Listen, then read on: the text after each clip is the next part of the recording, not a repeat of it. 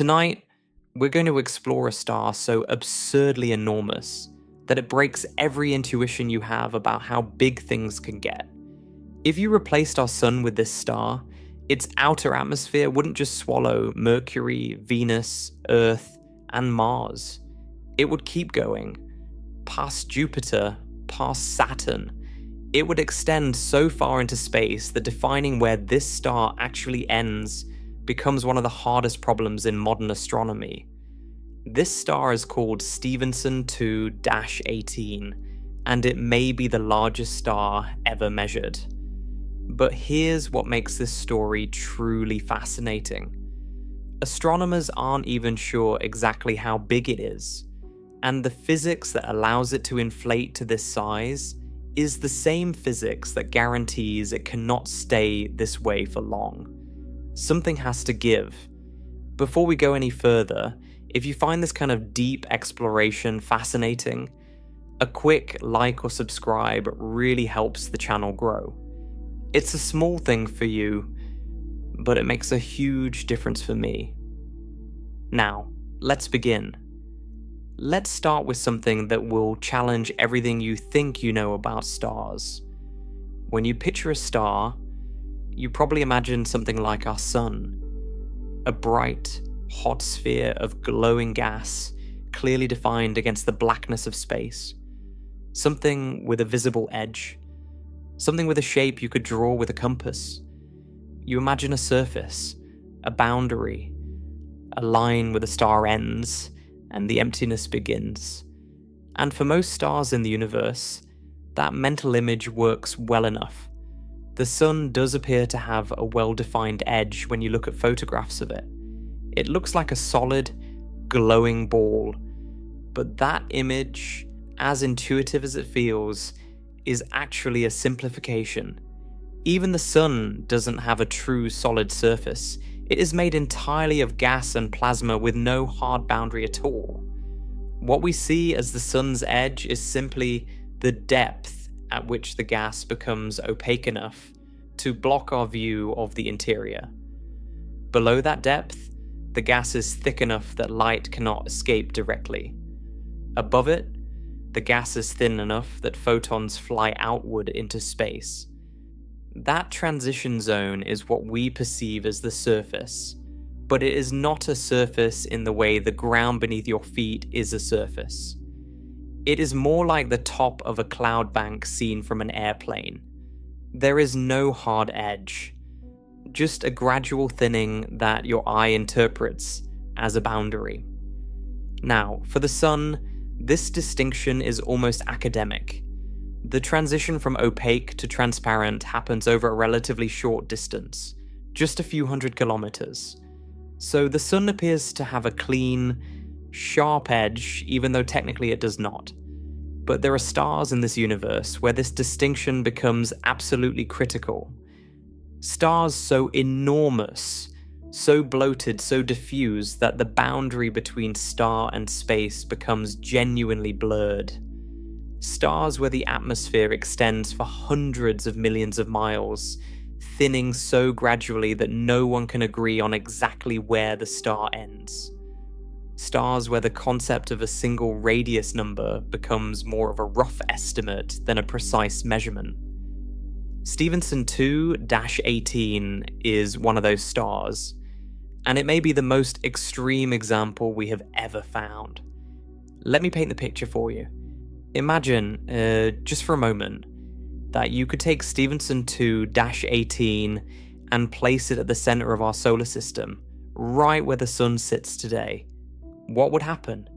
Mercury, the closest planet to the sun, orbits at about 36 million miles. Gone. Mercury would be deep inside this star, not even close to the surface. Venus, orbiting at about 67 million miles, gone. Earth, at 93 million miles, gone. Mars, orbiting at about 142 million miles, gone. All four rocky inner planets would be swallowed whole, buried inside the body of this star, orbiting through gas thousands of degrees hot. But Stephenson 2-18 would not stop there. its bloated outer envelope would keep extending outward, past the asteroid belt, past Jupiter, which orbits at about 484 million miles from the Sun, past Saturn, which orbits at roughly 886 million miles. The most commonly cited radius estimate for Stephenson 2-18 places its outer atmosphere at roughly 10 astronomical units from its center. 1 astronomical unit is the distance from Earth to the Sun, about 93 million miles. 10 astronomical units is approximately 930 million miles. That puts the outer edge of this star just past Saturn's orbit. We are talking about a single star whose diffuse outer layers would fill a volume of space that currently contains 6 planets, hundreds of moons, and the entire asteroid belt. Everything humans have ever walked on, every world our spacecraft have ever photographed up close, every destination we have ever dreamed of visiting within our solar system, all of it would be inside this one star. If you tried to fly around the equator of Stephenson 2-18 in a commercial airplane cruising at about 550 miles per hour, the trip would take roughly 1,200 years. You would need to hand the controls to your descendants for about 50 generations before the circumnavigation was complete. You could have started the flight before the Norman conquest of England, flown continuously day and night through the Crusades, the Renaissance, the Age of Exploration, the Industrial Revolution, 2 world wars, and the Space Age, and you would still be flying today with centuries still to go. That is not an exaggeration. That is what this star's circumference actually means in human terms. And here is something else to consider.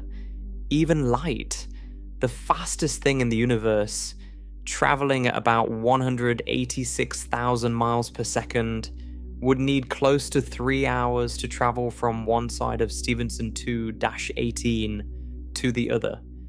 Think about that for a moment. Light can circle the entire Earth 7.5 times in a single second, but crossing the full diameter of this one star takes nearly as long as a feature film. You could sit down, watch an entire movie from opening credits to closing credits, and in that time a beam of light would still be making its way across this star. That is the scale we are dealing with tonight.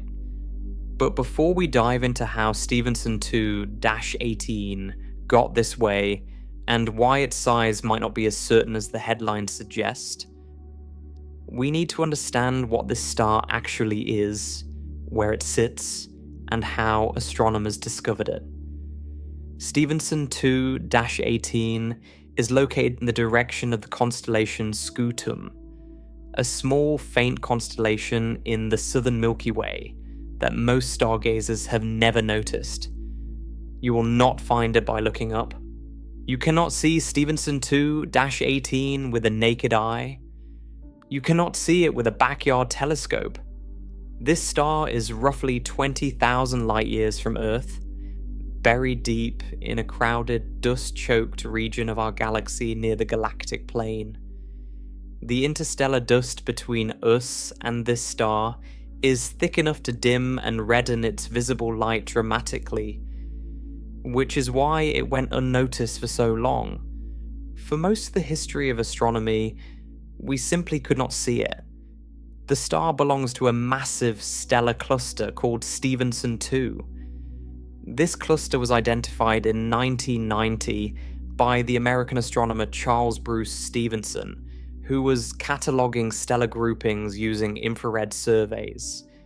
Infrared light, which has longer wavelengths than visible light, can penetrate interstellar dust far more effectively.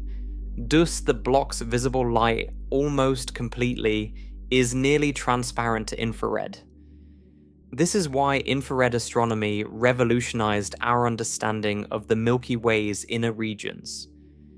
Entire populations of stars that had been invisible suddenly appeared when astronomers pointed infrared detectors at the sky. The cluster Stephenson 2 turned out to be remarkable It contains a dense concentration of red supergiants, massive stars that have swollen to enormous sizes as they approach the final stages of their lives. In fact, this cluster hosts one of the richest known groupings of red supergiants anywhere in the Milky Way. Finding so many red supergiants in one cluster tells astronomers something important about their shared history. These stars likely formed around the same time from the same collapsing cloud of gas, and they are all roughly the same age, somewhere around 14 to 20 million years old. They were born together as siblings in a stellar nursery, and now they're aging together, each one swelling and reddening as it exhausts its core fuel. They were born as hot, massive blue stars, burned through their hydrogen fuel at a furious pace, and have now entered the red supergiant phase nearly simultaneously. Among these red supergiants, one stood out. One appeared to be larger and more luminous than all the others. That star received the designation Stephenson 2-18. When astronomers estimated its radius using its brightness and temperature, the number they arrived at was staggering, roughly 2,150 times the radius of our Sun. Not 2,150% larger, 2,150 times larger. If the Sun were a marble about half an inch across, Stephenson 2-18 at this scale would be a sphere roughly 90 feet wide. Taller than an 8-story building, that single number made Stephenson 2-18 famous. It appeared in size comparison videos watched by millions of people, in popular science articles, in rankings of the biggest stars in the universe. Stephenson 2-18 became the poster child for stellar enormity. But as we are going to discover, this story is far more complicated and far more fascinating than a simple, record-breaking number. Before we can truly appreciate what Stephenson 2-18 is, we need to understand something fundamental about how astronomers describe stars. Because when scientists talk about how big a star is, they could be referring to several completely different properties. And confusing those properties is where most misunderstandings about stars come from. There are 4 key characteristics that define a star, and they are far more independent of each other than most people realize. The first is mass. This is how much matter the star contains, how much hydrogen, helium, and heavier elements are packed into it. Mass is arguably the single most important property of any star because it determines nearly everything else about the star's life. A star's mass decides how hot its core burns, how brightly it shines, how long it lives, and how it ultimately dies. Our Sun has a mass of roughly 2 nonillion kilograms. To write that number out, you would put down a 2 followed by 30 zeros. Everything else in the solar system, all the planets, all the moons, all the asteroids, all the comets, everything combined adds up to less than 0.2% of the Sun's mass. The Sun is the solar system, at least when it comes to mass. Everything else is a rounding error. The second property is radius. This is how physically large the star is, how far its outermost layers extend from the center. For the Sun, that radius is about 432,000 miles, or roughly 696,000 kilometers. And here is where the confusion begins. Radius and mass are not the same thing. They do not necessarily move together. A star can have an enormous radius but a relatively modest mass, its material spread thinly over a vast volume.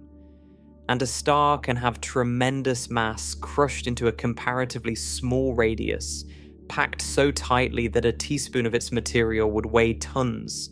This mismatch between size and mass is one of the most important ideas in stellar astronomy, and it is essential for understanding Stephenson 2-18. The third property is luminosity. This is the total amount of energy the star radiates every second. Its intrinsic power output. The sun's luminosity is about 385 trillion watts. That number is almost impossible to comprehend, but it serves as a convenient yardstick. Astronomers measure other stars in units of solar luminosities. A star with 10 solar luminosities radiates 10 times as much energy as the sun every second. A star with 100,000 solar luminosities radiates 100,000 times as much. Stephenson 2-18 has an estimated luminosity somewhere around 440,000 times that of the sun. That means this single star pours out more energy in 1 second than our sun produces in roughly 5 days. Every single second of its existence, Stephenson 2-18 releases a flood of energy that would take the sun nearly a week to match. The fourth property is surface temperature. This is how hot the outermost visible layer of the star is.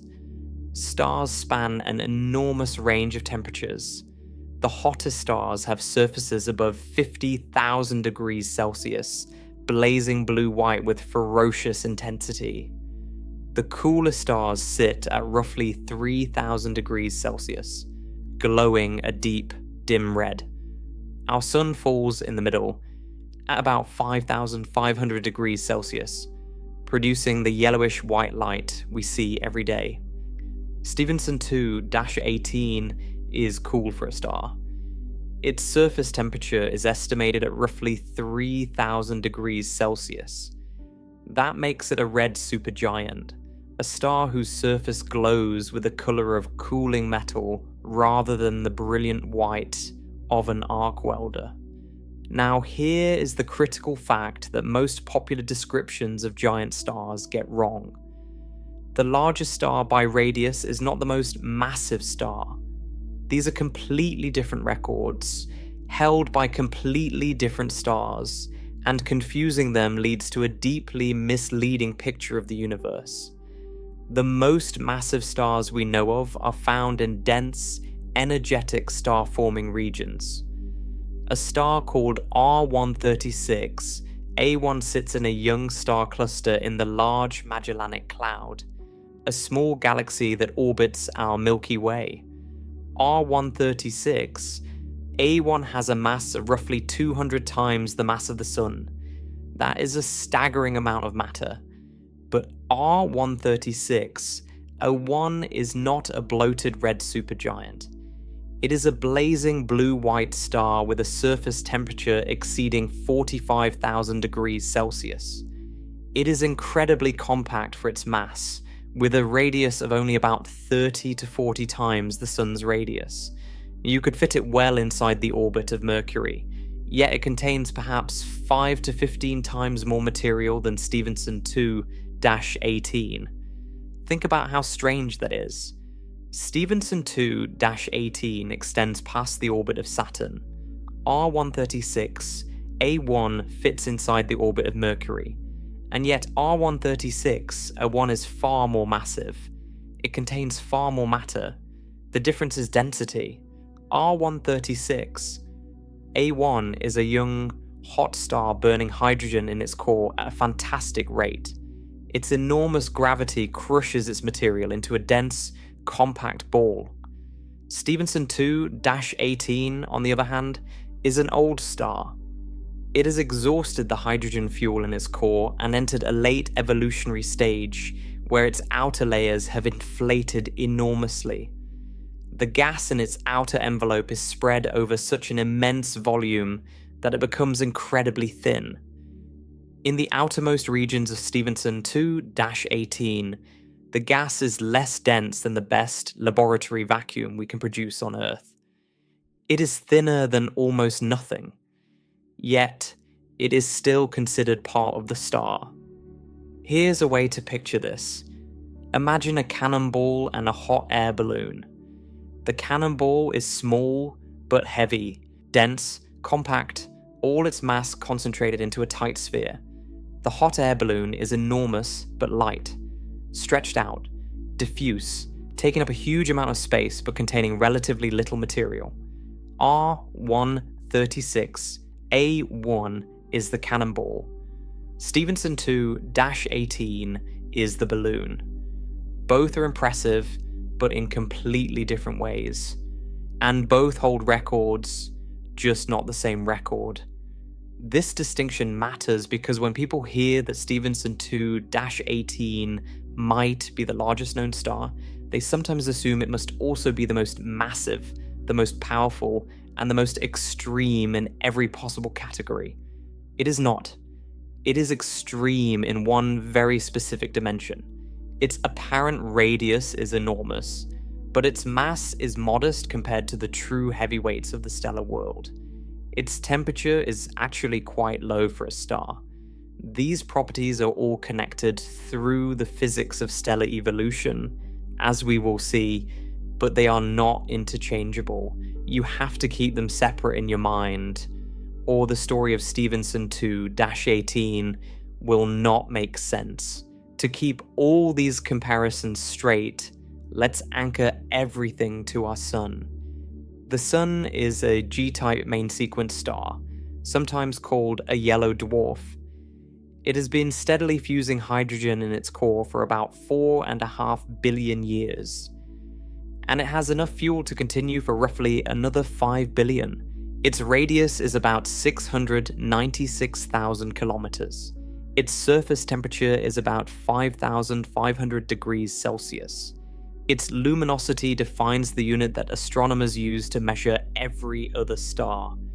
And its mass, roughly 333,000 times the mass of Earth, provides the baseline for comparing stellar masses across the galaxy. What makes the Sun so useful as a reference is not that it is special. Quite the opposite.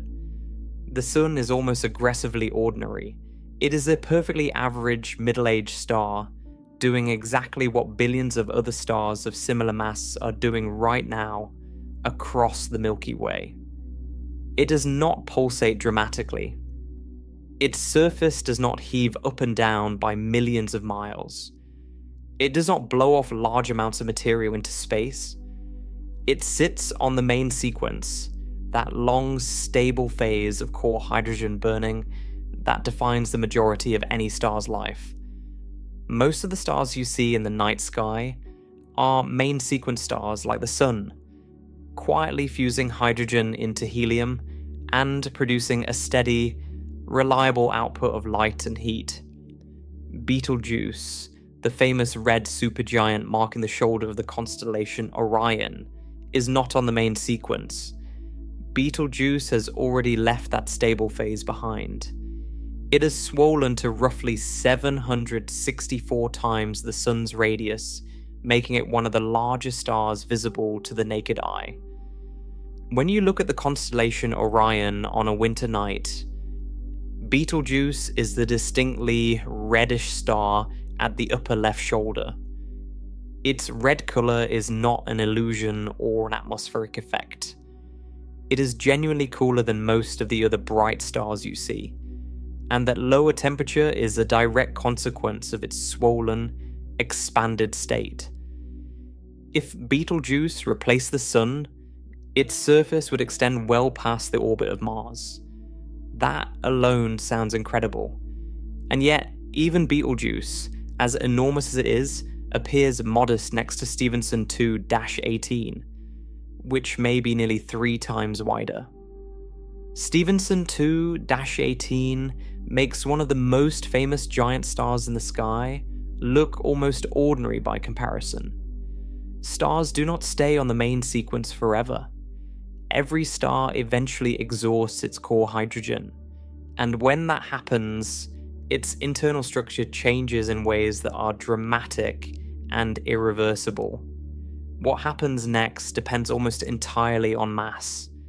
Low-mass stars like the Sun will eventually swell into red giants, expanding to perhaps 100 or 200 times their current radius before shedding their outer layers and leaving behind a white dwarf. The Sun will someday engulf Mercury and Venus and come dangerously close to Earth, but it will never become anything remotely approaching the size of Stephenson 2-18. It does not have enough mass to drive that kind of extreme expansion. Massive stars, those born with more than roughly 8 to 10 times the Sun's mass, follow a completely different and far more dramatic path. These stars burn through their core hydrogen at a furious rate, exhausting their supply not in billions of years like the Sun, but in mere millions. When the hydrogen runs out, the core contracts and heats up, igniting helium fusion. When the helium is exhausted, the core contracts further, igniting carbon, then neon, then oxygen, then silicon. Each new fuel burns for a shorter time than the last. Hydrogen fusion might last millions of years. Helium fusion might last hundreds of thousands of years. Carbon burning might last only a few thousand years. Oxygen and silicon burning, the final stages, might last only months or days. The star is running out of options, burning through its reserves faster and faster, like someone spending the last of their savings. And with each transition, the internal structure changes. The core shrinks and heats up to ignite the next fuel, while the outer layers respond by doing the opposite. They expand. They cool. They billow outward across staggering distances, inflating like an enormous balloon being filled from the inside, turning the star into a vast, cool, luminous red supergiant. This is the evolutionary channel that produced Stephenson 2-18. A massive star born millions of years ago has burned through its core fuels one by one, and now its outer envelope has inflated to dimensions that strain the limits of what stellar physics allows. Astronomers organize all of this using a classification system based on luminosity and temperature. At the top of the luminosity scale sit the supergiants, stars with luminosities tens of thousands to hundreds of thousands of times greater than the Sun's. Red supergiants are the cool, expanded members of this class. Sitting in the upper right corner of the Hertzsprung-Russell diagram, the foundational chart in stellar astronomy that plots stars according to their temperature and luminosity. Below the supergiants are bright giants, then subgiants, then main sequence stars like our Sun, and finally subdwarfs and white dwarfs. The Hertzsprung-Russell diagram is not just a classification tool, it is a map of stellar evolution. A star's position on the diagram tells you not just what the star looks like right now, but where it is in its life story and what will happen to it next. Stephenson 2-18 sits at the extreme upper right of this diagram. Cool, red, and enormously luminous, it occupies a region where very few stars are ever observed, and for good reason. The red supergiant phase is fleeting. A massive star might spend millions of years on the main sequence, but it will spend only a few 100,000 years as a red supergiant. In cosmic terms, that is almost nothing. It is a brief flicker, a momentary pause before the star moves on to its final act. The rarity of stars in this corner of the diagram is not because the physics is unusual. It is because the clock is ticking so fast that very few stars are caught in this phase at any given time. Finding a star as extreme as Stephenson 2-18 is like photographing a soap bubble at the instant before it pops. You have to be looking at the right place at the right time, and even then, what you are seeing is inherently temporary. And that leads us to the questions that define the rest of this story. How can a star inflate to such an extraordinary size? How do astronomers even measure the radius of an object with no solid surface sitting 20,000 light years away, hidden behind layers of interstellar dust? And perhaps most importantly, what prevents a star from expanding forever? Because Stephenson 2-18, as enormous as it appears, is not the size of the solar system. It is not the size of a light year. Something stops it. Something sets a limit. And the physics behind that limit is just as fascinating as the star itself. Because here is the truth that rarely makes it into the popular descriptions. A star this large is not stable. It is not sitting quietly in space, calmly maintaining its size for millions of years. It is an object in crisis. Its outer layers are barely held by gravity. Its atmosphere is pulsating, heaving inward and outward in cycles that change its brightness over months and years.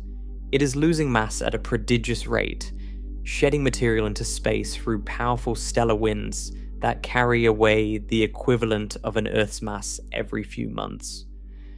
Stephenson 2-18 is not a monument. It is a moment.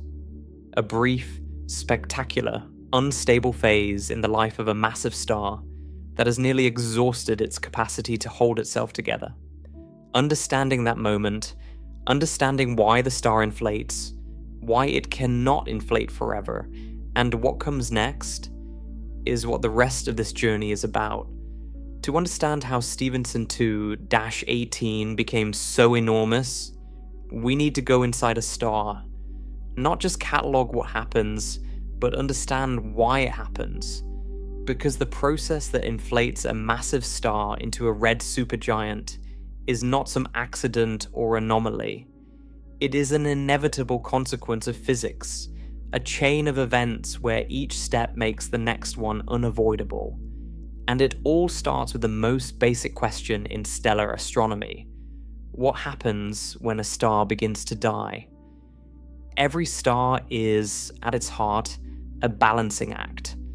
On one side is gravity, the relentless inward pull trying to crush all the star's material into the smallest possible space. On the other side is pressure, the outward push generated by the tremendous heat in the star's interior. As long as these two forces balance, the star holds its shape. It shines steadily. This balance is called hydrostatic equilibrium, and maintaining it is the central drama of every star's existence. Every star you have ever seen in the night sky is fighting this war between gravity pulling inward and pressure pushing outward. The moment that balance tips, the star changes, sometimes gradually, sometimes catastrophically. For the Sun, this balancing act is gentle and long-lived. The Sun converts about 600 million tons of hydrogen into helium every single second through a process called nuclear fusion. Deep in the Sun's core, where temperatures reach about 15 million degrees Celsius, and the pressure is about 260 billion times the atmospheric pressure on Earth's surface. Hydrogen nuclei are squeezed together so tightly that they overcome their natural electrical repulsion and fuse into helium. Each fusion reaction releases a small amount of energy, but when you multiply that tiny energy release by the trillions upon trillions of reactions happening every second, the total output is staggering. That energy, radiating outward from the core, is what generates the pressure that holds the Sun up against the crush of gravity. It is what keeps the Sun shining. The Sun does this slowly and efficiently. It converts its hydrogen fuel at a measured pace, and it has enough fuel to continue for roughly another 5 billion years. The Sun is in no hurry. It is a patient, steady furnace, but massive stars are not patient. A star born with 20 times the mass of the Sun does not burn its fuel 20 times faster. it burns its fuel thousands of times faster. The core of a massive star is far hotter and far denser than the Sun's core. At these extreme conditions, a different and far more efficient fusion process takes over. Instead of the relatively slow proton-proton chain that powers the Sun, massive stars primarily fuse hydrogen through what is called the CNO cycle, which uses carbon, nitrogen, and oxygen atoms already present in the star as catalysts to accelerate the fusion of hydrogen into helium. The CNO cycle is extraordinarily sensitive to temperature. A small increase in core temperature produces an enormous increase in the fusion rate. Because massive stars have hotter cores, the CNO cycle runs at a ferocious pace, producing energy far more rapidly than the proton-proton chain ever could. The result is that a massive star produces vastly more energy per second than the Sun, which makes it shine far more brightly, but also means it exhausts its fuel far more quickly. A star with 20 solar masses might burn through all the hydrogen in its core in just 8 to 10 million years. A star with 40 solar masses might last only 3 to 5 million years. Compare that to the Sun's 10 billion year lifespan. These massive stars live fast and die young. They are the mayflies of the cosmos, brilliant but brief. And when the fuel runs out, the consequences are dramatic. The moment a massive star exhausts the hydrogen in its core, the balance shifts. Fusion was the engine that produced the energy generating the outward pressure keeping gravity at bay. Without fusion, there is no energy source in the core, no pressure, no force pushing back against the crushing weight from above. Gravity, which has been waiting patiently for millions of years, held at bay only by the continuous output of nuclear energy, is suddenly unopposed. The core begins to collapse. This transition does not happen overnight. It is not as if someone throws a switch. The hydrogen is gradually depleted over the final stages of main sequence life, and the core's energy output declines as less and less fuel remains.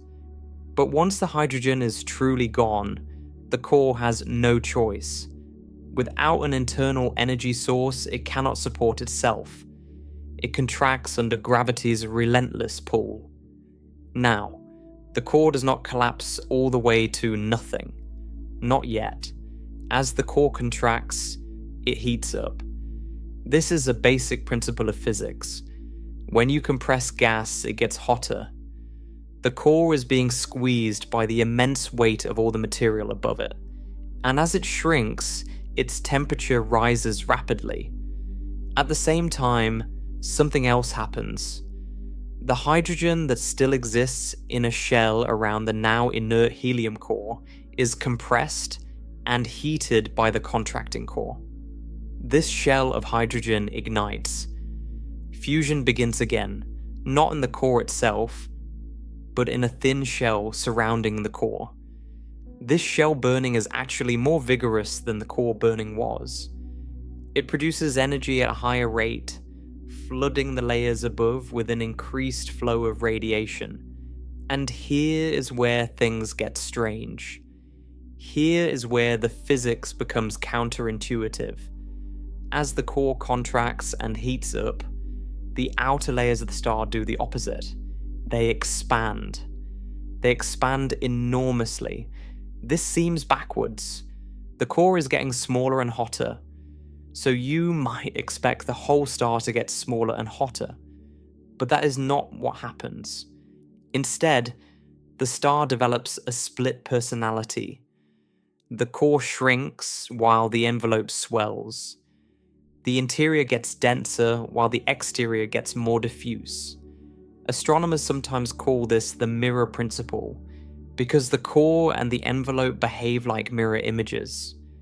Whatever the core does, the envelope does the reverse. Why does this happen? The answer lies in how energy moves through the star. When shell burning kicks in and the energy output increases, the extra energy has to go somewhere. It pushes outward through the star's vast envelope, but the envelope is not transparent. It is made of gas, and that gas absorbs and re-emits radiation as the energy works its way outward.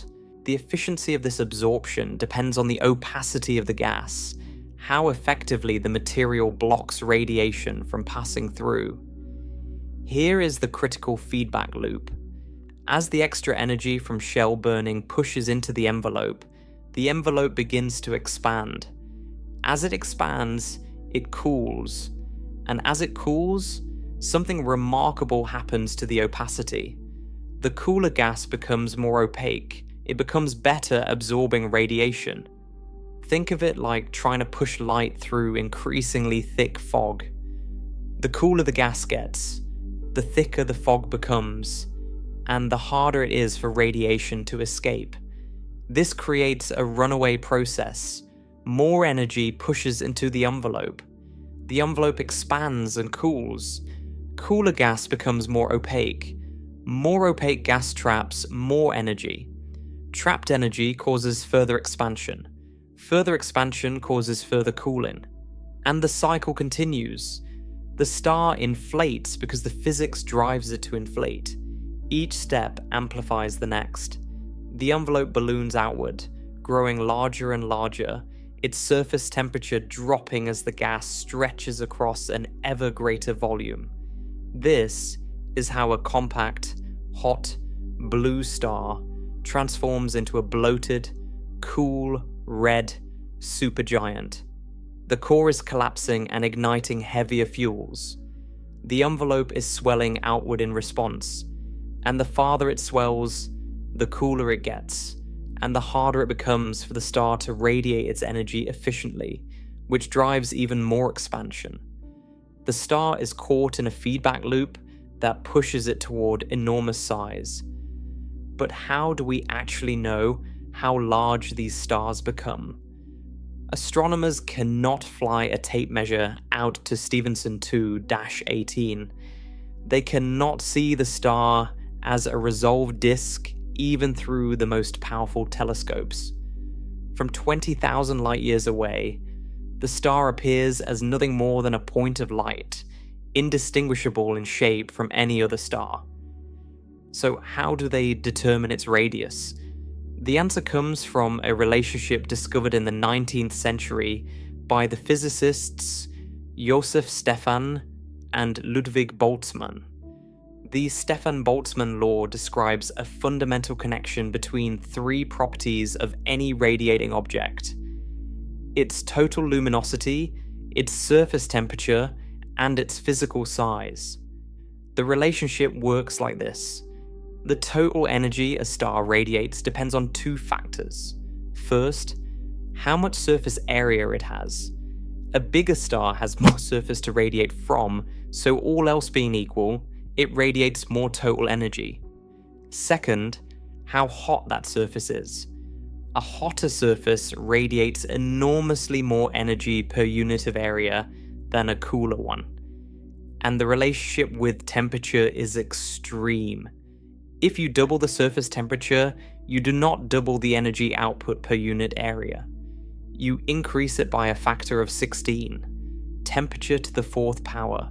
This means temperature has a massive effect on how much energy each square meter of a star's surface emits.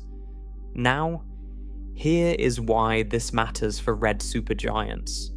Astronomers can measure a star's luminosity by observing how bright it appears and knowing its distance. They can estimate its surface temperature from the color of its light and from the patterns in its spectrum.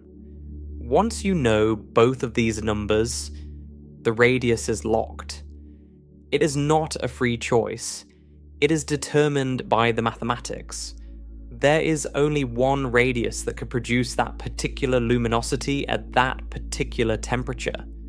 For Stephenson 2-18, the luminosity is enormous, roughly 440,000 times the luminosity of the Sun. That is a tremendous amount of energy pouring out into space every second. But the surface temperature is low, only about 3,000 degrees, far cooler than the sun's 5,500 degrees. If the surface is cool, then each square meter of that surface is radiating relatively little energy compared to a hot star. But the total luminosity is huge. The only way to reconcile enormous total energy output with low energy output per unit area is to have an enormous amount of surface area. And that means an enormous radius. When you work through the mathematics, the radius that emerges is roughly 2,150 times the radius of the Sun. The star must be that large. There is no other way to produce 440,000 solar luminosities at such a low surface temperature. The size is not a coincidence or an exaggeration. It is a mathematical necessity given the observed luminosity and temperature. Change either measurement, make the star slightly brighter or slightly cooler, and the calculated radius shifts. This is why getting accurate luminosity and temperature estimates matters so much, and why, as we will see, uncertainty in those measurements creates uncertainty in the radius. Here is an analogy that might help. Imagine you have a room that needs to be heated to a certain total warmth.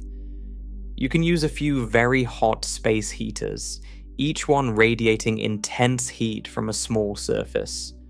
Or you can use a floor heating system that gently warms the entire floor. The floor is much cooler than the space heaters, but it has an enormous surface area. Both systems can produce the same total heat output, but they do it in completely different ways. One is hot and compact, the other is cool and spread out. A red supergiant is like the floor heating system. It produces tremendous total energy, but it does so from an enormous, cool surface rather than a small, hot one. But for now, the key takeaway is this. Red supergiants are enormous because they must be. A star with extreme luminosity and low surface temperature cannot be small. The physics demands a vast surface area to radiate all that energy at such a low temperature. The size of a red supergiant is not some independent fact about the star. It is a direct consequence of its luminosity and its coolness. The two properties together dictate the radius.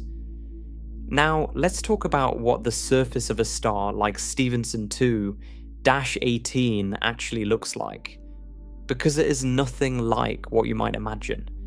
When most people think of a star's surface, they think of the sun, bright, smooth, uniformly glowing, and the sun's surface is relatively smooth when seen from a distance. But look closer and you see texture. The sun's surface is covered in a pattern called granulation.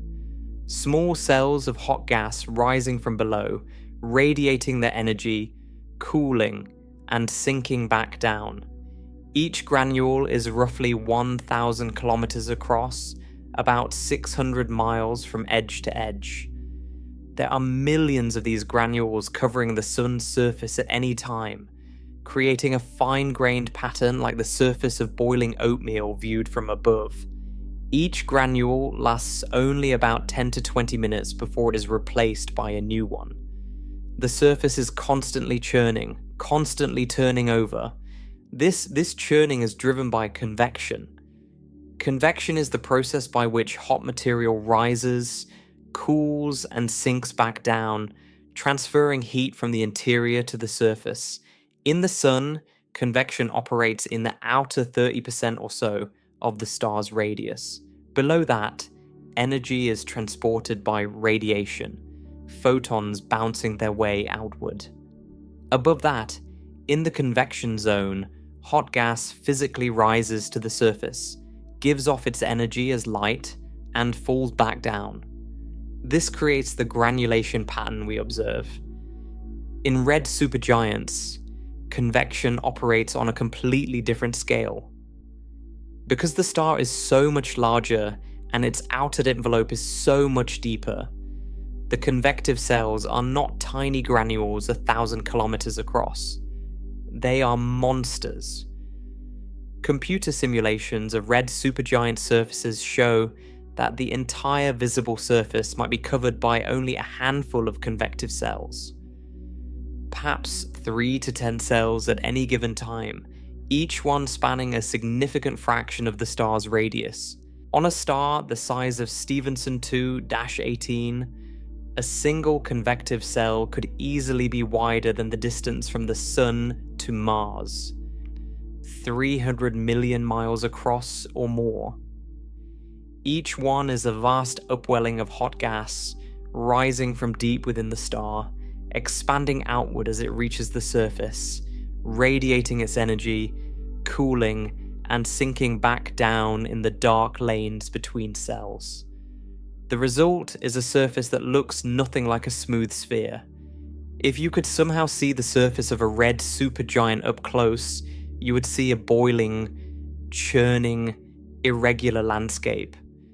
Enormous regions of hot rising gas glowing bright orange and red, separated by darker regions where cooled gas is falling back. The surface would look lumpy and uneven, with massive bumps and depressions created by the rising and falling convective plumes. The overall shape of the star would not be a perfect sphere. It would be irregular, distorted by these enormous convective motions, with the surface heaving in and out as giant bubbles of gas rise and fall.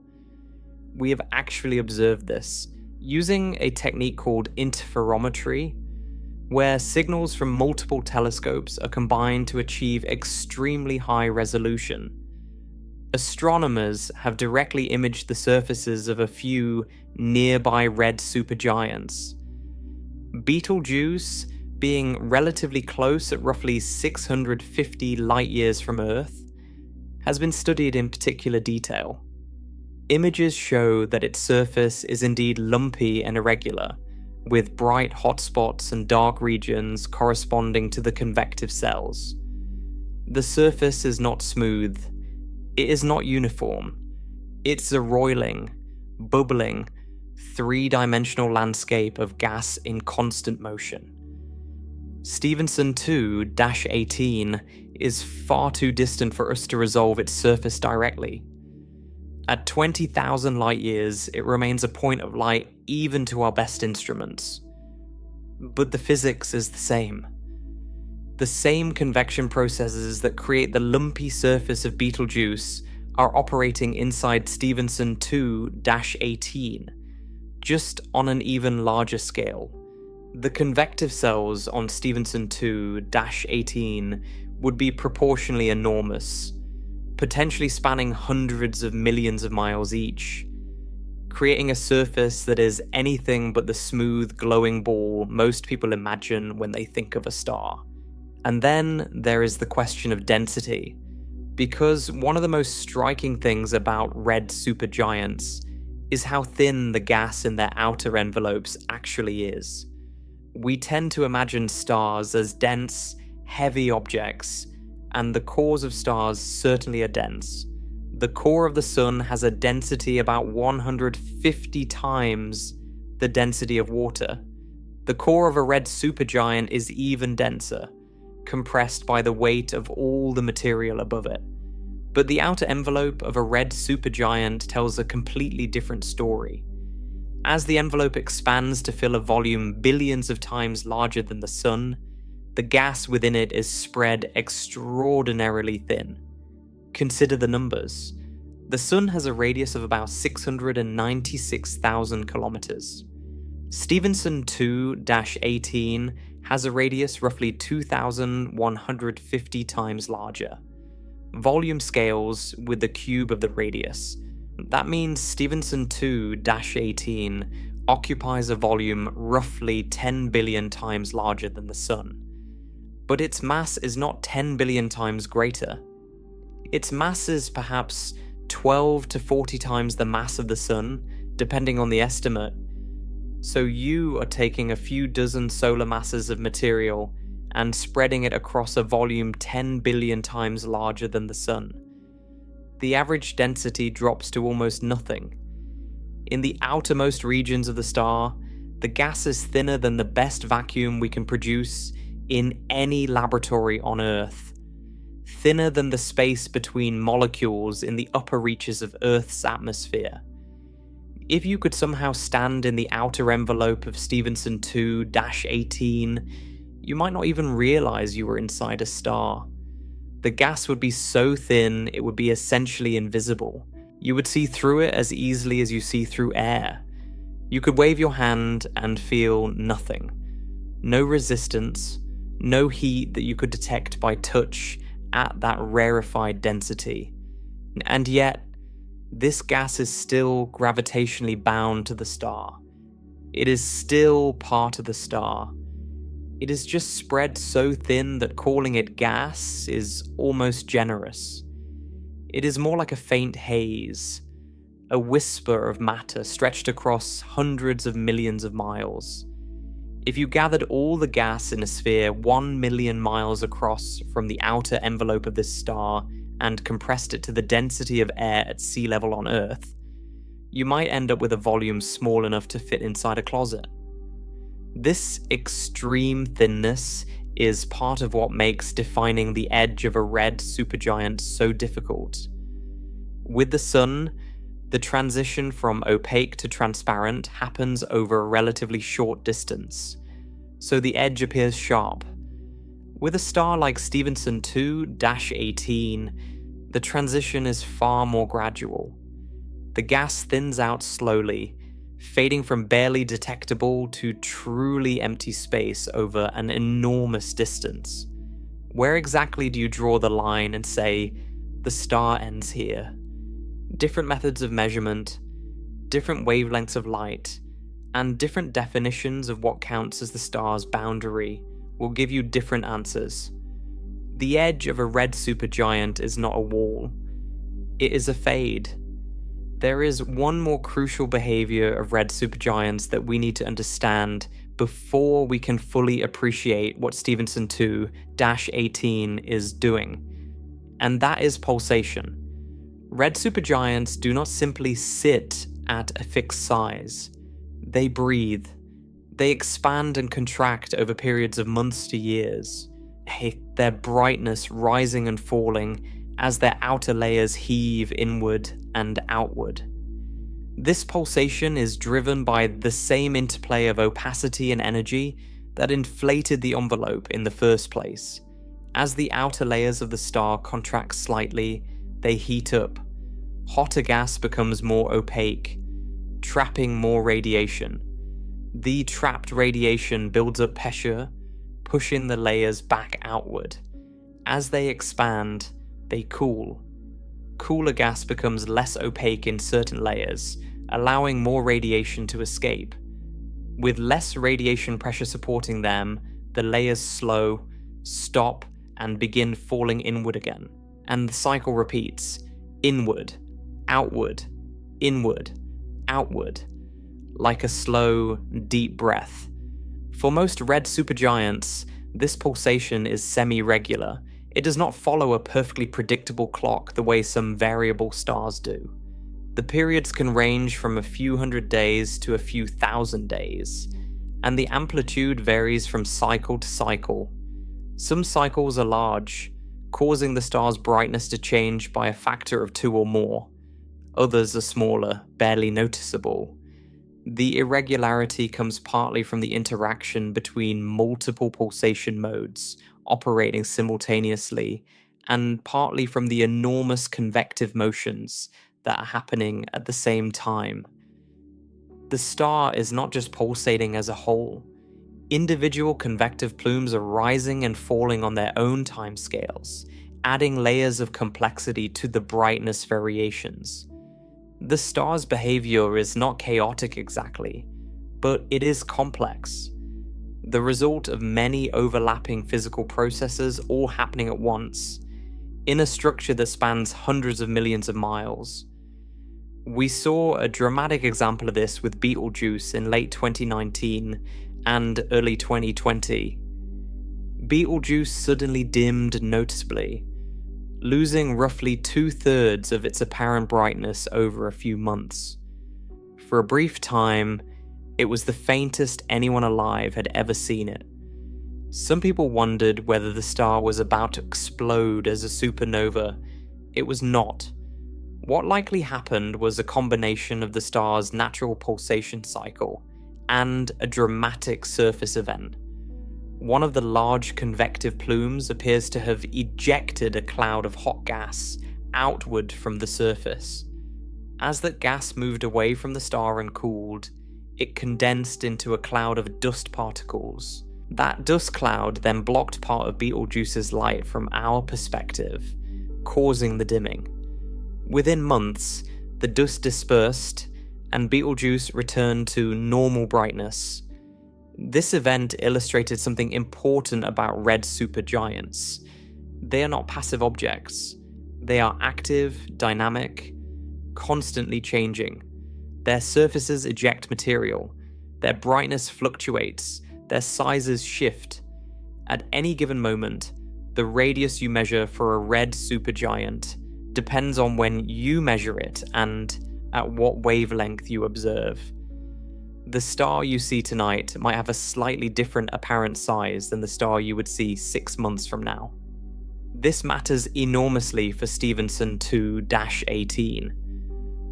When astronomers quote a radius of roughly 2,150 solar radii, that is not a fixed permanent number etched into the star's identity.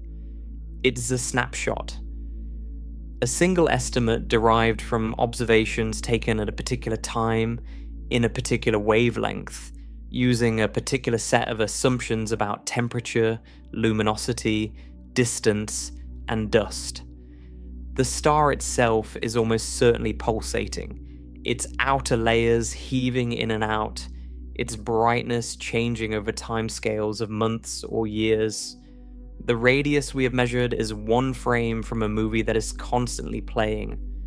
The next frame might show a slightly different number. And now we arrive at the central tension of this entire story. Everything we've described, the core contraction, the envelope expansion, the opacity-driven feedback loop, the convective churning, the pulsation, all of this physics is pushing Stephenson 2-18 toward being as large as possible. The mechanisms we have explored are inflation mechanisms. They are processes that swell the star outward, that stretch its envelope across hundreds of millions of miles of space. But Stephenson 2-18 is not infinitely large. It is enormous, yes, but it is not the size of the entire solar system. It is not the size of a light year. Something is holding it back. Something is imposing a limit. And that something is a set of physical boundaries that no star, no matter how massive or how luminous, can cross. The same physics that inflates the star also constrains it. The same forces that swell the envelope also tear it apart. And understanding those limits, understanding why a star this large is not just impressive but fundamentally unstable, is where this story takes its most dramatic turn. Because Stephenson 2-18 is not just a very large star. It is a star that may be pushing against the absolute maximum size that stellar physics allows. A star that is not calmly sitting at its current dimensions, but is actively being torn apart by the forces that created it. A star living on the edge of what is physically possible in a state that cannot, by the laws of nature, last very long at all. But before we explore those physical limits, there is a question we need to address. A question that makes everything we have said about Stephenson 2-18 more complicated, more uncertain, and in some ways more interesting than a simple record-breaking number. How do we actually know how big this star is? And perhaps more importantly, how confident should we be in that answer? Because here is the uncomfortable truth. No one has ever directly measured the size of Stephenson 2-18. No telescope on Earth or in space can resolve it as anything more than a single point of light. It is 20,000 light years away, buried behind thick layers of interstellar dust. And even at its enormous size, it is far too distant and far too obscured for any existing instrument to see it as a disk with a measurable angular diameter. Imagine trying to measure the diameter of a marble placed on the surface of the moon while looking through a dense fog. That gives you some sense of the challenge, though even this analogy understates the difficulty.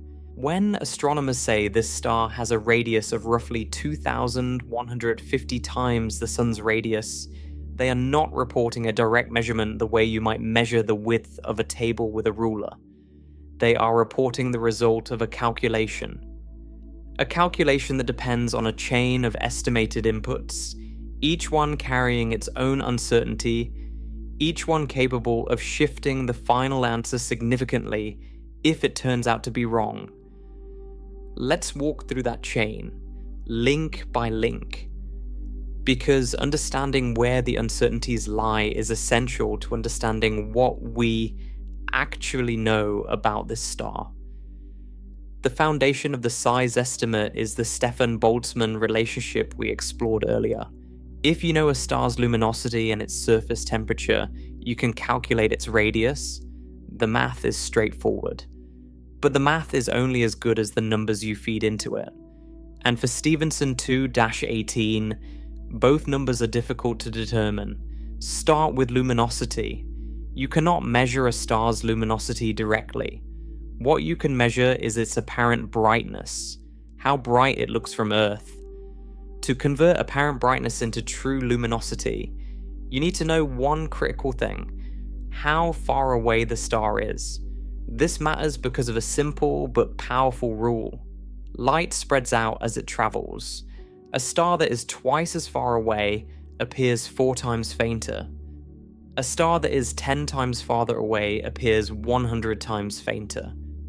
So if you misjudge the distance by even a modest amount, your luminosity estimate changes dramatically. Get the distance wrong by a factor of 2, and your luminosity is off by a factor of 4. And since radius depends on the square root of luminosity, a factor of 4 error in luminosity means a factor of 2 error in radius. The entire size estimate rests on knowing the distance accurately, and the distance to Stephenson 2-18 is genuinely uncertain. The star is assumed to be a member of the cluster Stephenson 2. This assumption is reasonable because Stephenson 2-18 appears projected against the cluster on the sky, and its brightness and color are consistent with being a red supergiant at the cluster's estimated distance. If it belongs to the cluster, then its distance is whatever the cluster's distance is, and the cluster's distance has been estimated at roughly 5,800 parsecs, or about 19,000 light years. But how do we know the distance to the cluster? This is where things get tricky. For nearby stars within a few thousand light years, astronomers can use a method called parallax. The principle is simple and elegant. As Earth orbits the Sun over the course of a year, our vantage point in space shifts. We move from one side of Earth's orbit to the other. A total baseline of about 186 million miles.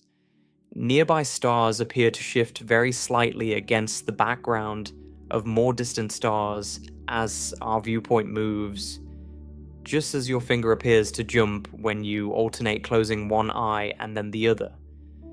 By measuring this tiny angular shift, called the parallax angle, you can calculate the star's distance through basic geometry. The smaller the shift, the farther away the star is. The European Space Agency's Gaia spacecraft has revolutionized parallax measurements.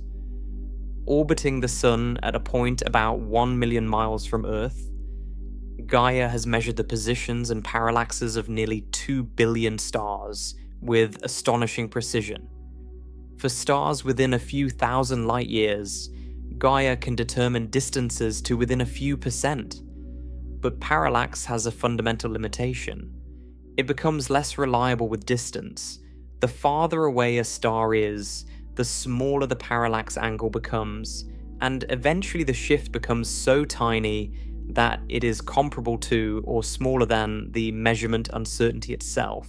At 20,000 light years, the parallax of Stephenson 2-18 is vanishingly small, less than 2/10,000ths of an arcsecond. That is like trying to measure the width of a human hair from 100 miles away.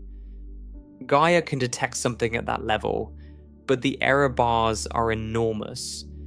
The distance cannot be pinned down precisely by parallax alone. Instead, the distance to the cluster is estimated using other methods. Astronomers look at the brightness and colors of the cluster's stars and compare them to models of how bright stars of known types should be at various distances. They account for the dimming caused by dust between us and the cluster. They use the velocities of the cluster's stars, measured from the Doppler shift of their light, to estimate kinematic distances based on models of how the Milky Way rotates. These methods work, but they each carry assumptions. The models might be slightly wrong. The dust correction might be off. The rotation model might not perfectly describe this region of the galaxy. Each assumption introduces uncertainty, and those uncertainties accumulate. And there is a deeper question lurking beneath all of this. Is Stephenson 2-18 actually a member of the cluster at all? It appears to lie in the same direction as the cluster on the sky. It appears to have a brightness and color consistent with being a red supergiant at the cluster's distance.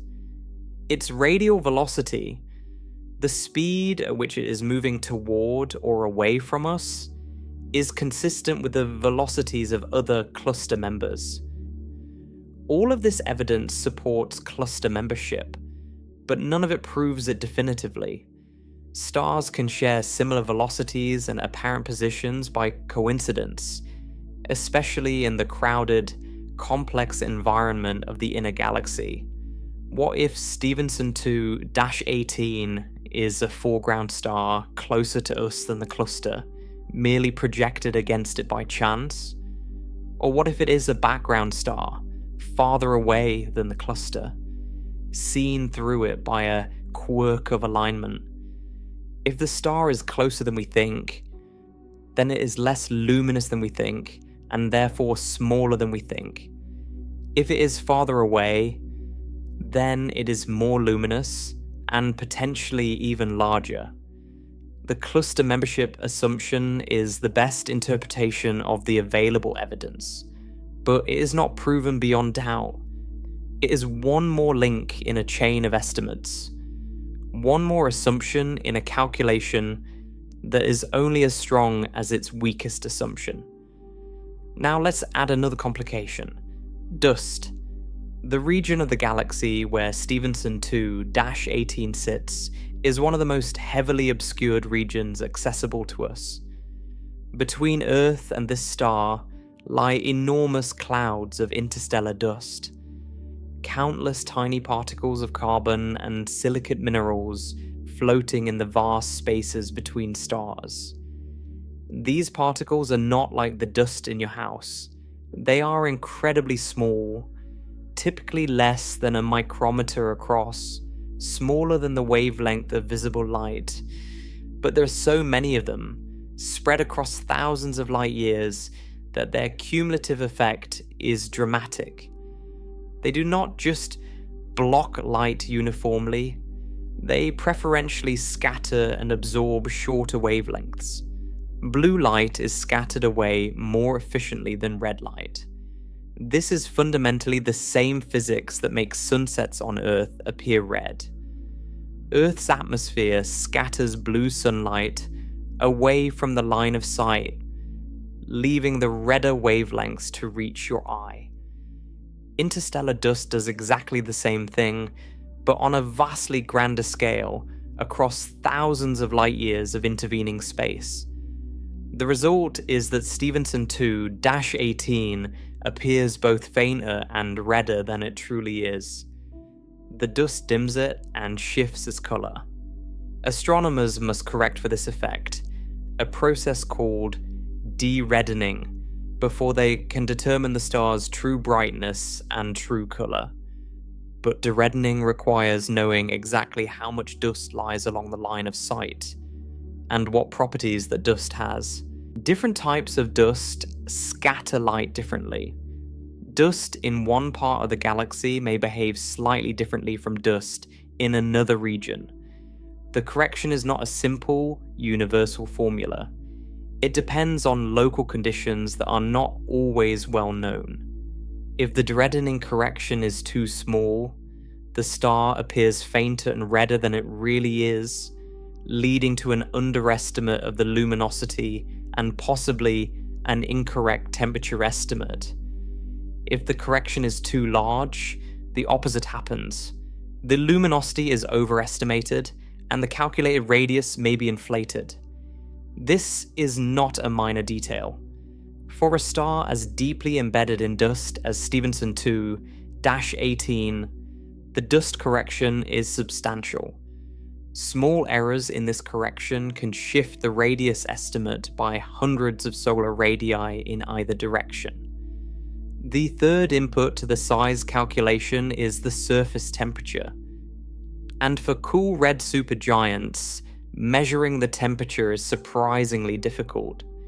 You might think astronomers could simply look at the color of the star's light and determine its temperature directly. Hotter stars are bluer. Cooler stars are redder.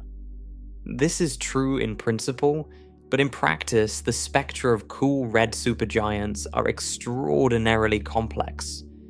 At temperatures of only a few thousand degrees, molecules can form in the star's atmosphere. Titanium oxide, water vapor, carbon monoxide, and other molecules all have absorption features that carve deep, broad bands into the star's spectrum. These molecular bands are so numerous and so wide that they can dominate the entire observed spectrum, making it extremely difficult to see the underlying thermal emission of the star. In a hotter star, the spectrum is relatively clean. You can see clear absorption lines from individual atoms, and the overall shape of the spectrum reveals the temperature straightforwardly. But in a cool red supergiant, the forest of molecular bands is so thick that the spectrum looks like a landscape of overlapping valleys and ridges, with no clean continuum visible between them. It is like trying to judge the color of a wall through heavily tinted, scratched, and smudged glasses. The glasses, in this case the molecular absorption, change what you see so dramatically that extracting the true underlying temperature requires sophisticated computer modeling and careful assumptions about the chemical composition and structure of the star's atmosphere. Different methods of measuring the temperature can give different answers. Fitting model atmospheres to the spectrum might yield one temperature. Measuring the star's brightness at different infrared wavelengths might yield another. Comparing the star's position on a color magnitude diagram to evolutionary models might give a third. These estimates do not always agree, and the disagreements can be significant, a few hundred degrees in either direction. Because the radius depends on the temperature to the fourth power in the Stefan-Boltzmann relationship, even a modest temperature error has a large effect on the calculated radius. Dropping the estimated temperature by just a few hundred degrees can increase the calculated radius by hundreds of solar radii. Raising it by the same amount can shrink the radius dramatically. And there is yet another complication that most people never consider. The radius you measure depends on the wavelength of light you use to observe the star. Different wavelengths interact with the star's atmosphere at different depths. At shorter wavelengths, the gas becomes opaque at a certain depth, and that is where the star appears to end. At longer infrared wavelengths, the opacity is different, and the atmosphere becomes transparent at a different depth, often farther from the center. This means the star can appear physically larger when observed in the infrared than when observed at shorter wavelengths. The edge of the star literally moves depending on what kind of light your telescope collects. There is no single true radius waiting to be uncovered. There is a radius at each wavelength, each one probing a different layer of the atmosphere, each one giving a slightly different answer to the question of how large the star actually is. So, the radius of Stephenson 2-18 is not a single, rock-solid number. It is the output of a calculation that depends on distance, which is uncertain, dust correction, which involves assumptions, and temperature, which is difficult to measure for this type of star. Each of these inputs has error bars, and when you combine uncertain inputs in a calculation, the uncertainties do not cancel out. They compound. The final radius estimate inherits the uncertainties of every input that went into it. This does not mean the estimate is meaningless. It means it should be understood as a best estimate within a range, not as a precise measurement. Stephenson 2-18 is almost certainly one of the largest stars known, but whether it is the largest, and by how much, depends on measurements that could shift as our data improves. And this is exactly what has happened with other stars that once claimed the title of largest known star. The history of giant star measurement is littered with revised estimates, downgraded records, and shifting rankings. Understanding this history is the best way to appreciate why astronomers are cautious about declaring any single star the definitive record holder. Consider UY Scuti. This red supergiant sits in the same constellation as Stephenson 2-18 in Scutum, near the rich star fields of the inner Milky Way. For several years, UY Scuti was widely cited as one of the largest known stars, with radius estimates reaching as high as approximately 1,700 to 1,900 times the radius of the Sun. That would have made it comparable to, or even larger than, Stephenson 2-18. The number was impressive. It appeared in popular science articles, in comparison videos, in lists of cosmic superlatives. UY Scuti became a household name among space enthusiasts, the go-to answer whenever someone asked what the biggest star in the universe is. But then, the Gaia spacecraft delivered new data. Gaia measured the parallaxes of stars across the Milky Way with unprecedented precision, and when astronomers examined the updated parallax for UY Scuti, they found something that challenged the earlier estimates. The original distance to UY Scuti had been based largely on kinematic methods, using the star's radial velocity and a model of the Milky Way's rotation to infer how far away it must be. These methods are useful, but carry significant uncertainty, especially for stars in crowded, dusty regions near the galactic plane. The revised distance measurements from Gaia, combined with updated analyses of the star's luminosity and temperature, led several research teams to significantly reduce the estimated radius. Some revised estimates placed UY Scuti at roughly 750 to 1,000 solar radii. That is still enormous by any standard, still hundreds of times larger than the Sun, but it is dramatically smaller than the earlier claims of 1,700 or more. The star did not physically shrink, of course. What changed was our understanding of how far away it is, how bright it truly is, and therefore how large it must be. The star stayed exactly the same. Our measurement of it changed. The story of UY Scuti is a cautionary tale for anyone who takes giant star rankings at face value. It shows how sensitive these size estimates are to the input measurements, especially distance. When the distance changed, the luminosity changed, and the radius changed with it. A star that was once confidently described as one of the very largest in the universe was revised downward to being merely very large. Still impressive, but no longer a record holder. The size comparison videos that featured UY Scuti towering over every other star needed to be updated. The rankings needed to be rewritten. And this kind of revision can happen to any star whose distance is uncertain, including, potentially, Stephenson 2-18. Now consider VY Canis Majoris, one of the most thoroughly studied red hypergiants in the sky. VY Canis Majoris is closer to Earth than Stephenson 2-18, at roughly 3,800 light-years. Its distance has been measured using a different and more precise technique. Radio astronomers have detected massive emissions from molecules in the star's circumstellar envelope. By observing these masas with networks of radio telescopes spread across continents, a technique called very long baseline interferometry, they can achieve extraordinarily precise distance measurements. The distance to VY Canis Majoris is therefore better established than the distance to Stephenson 2-18, which reduces one major source of uncertainty.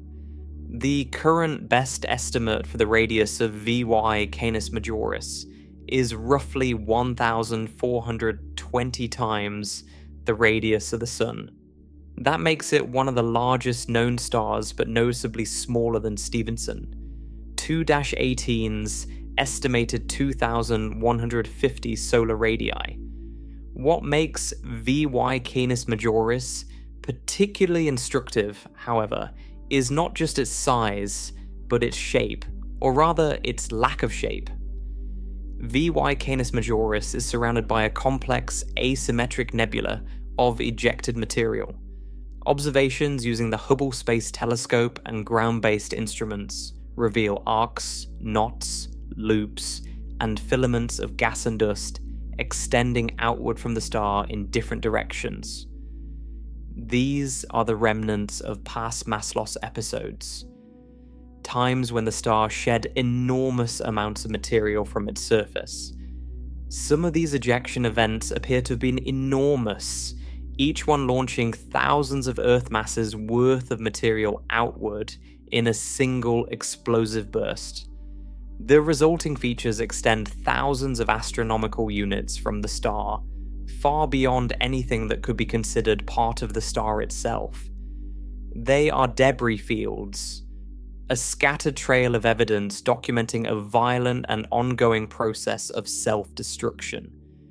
If you could see the entire system from the outside, the star itself would be a relatively small bright core, surrounded by a vast, tangled, glowing nebula of its own discarded material, like a creature slowly shedding its skin in all directions at once.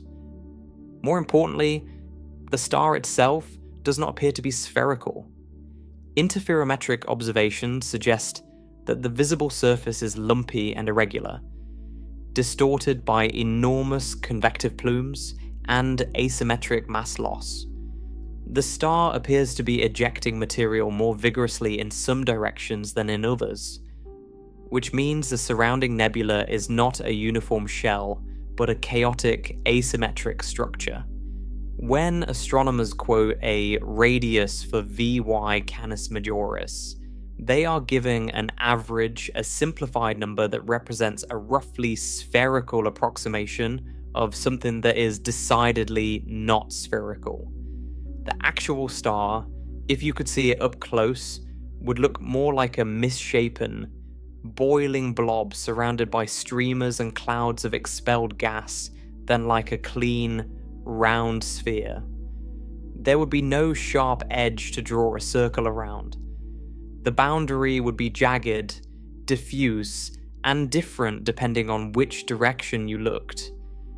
This matters because the same is almost certainly true of Stephenson 2-18.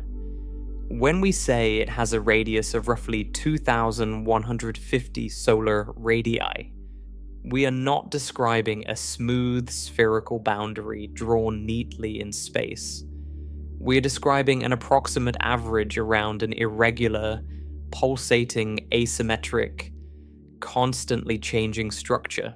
The star's actual outline, if it could be resolved, would probably look ragged and uneven, with enormous convective plumes bulging outward in some directions and cooler regions sinking inward in others. Some parts of the atmosphere might extend farther than the average radius. Other parts might fall well short of it. The single radius number is a useful simplification, essential for making comparisons and performing calculations, but it hides a far more complex and messy reality underneath. The star is not a sphere with a radius. It is a turbulent, irregular, three-dimensional structure that astronomers summarize with a radius for convenience. Then, there is WOH G64, a red supergiant in the Large Magellanic Cloud. This star is interesting for a different reason. The Large Magellanic Cloud is a small galaxy that orbits the Milky Way at a distance of roughly 160,000 light-years. Because it is a separate galaxy at a well-established distance, every star in the Large Magellanic Cloud is at approximately the same distance from us.